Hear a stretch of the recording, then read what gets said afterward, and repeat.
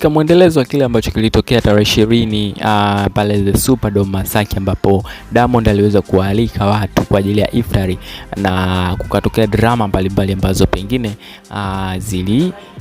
ziliweza kushika charts mbalimbali kama uzinduzi wa sabuni na vitu vingine, lakini pia hivyo kuna kitu ambacho kilitokea ambacho sio kizuri, kwa sababu kulikuwa kuna wamama ambao walioenda kuhudhuria pale the Dome ili kuweza kupata iftari, kupata chochote kitu kutoka kwa msanii nguli Diamond, lakini walizuiliwa kuingia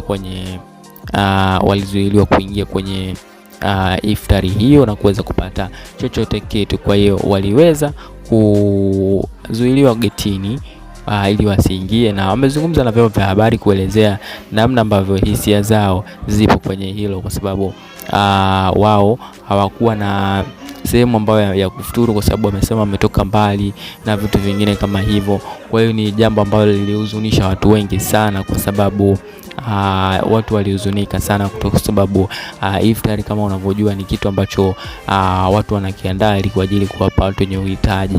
Lakini tukiangalia kwa uhalisia, mastaa mbalimbali waweza kupanda pale kuingia kwa mbwembwe kubwa, wamekuja na magari, wengine wana marange, wakina Jacqueline Wolper, wakina Rushaina, kina Haji Manara. Yaani ni watu ambao unaweza ukasema kwamba ni iftari haiwashindi, ni watu ambao wenyewe pia wanahitajika kufuturisha watu wengine.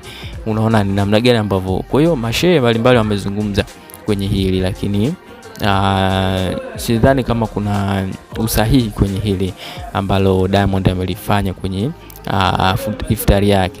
Lakini baadhi ya watu wanadai kwamba ile haikuwa iftari, bali ilikuwa ni kama event ya kuweza kutambulisha sabuni ambazo zinaitwa Safi Soap ambazo amezizindua siku ile. Kwa hiyo wewe unaonaje usahihi wa jambo hili, kwamba ilipaswa afanyie wapi au afanye kwa namna gani ili mradi vitu vyake vyote viende, lengo la iftari litimie, lakini pia uzinduzi wa sabuni utimie. Hii ni NTV na kukumbusha kusubscribe. Bye.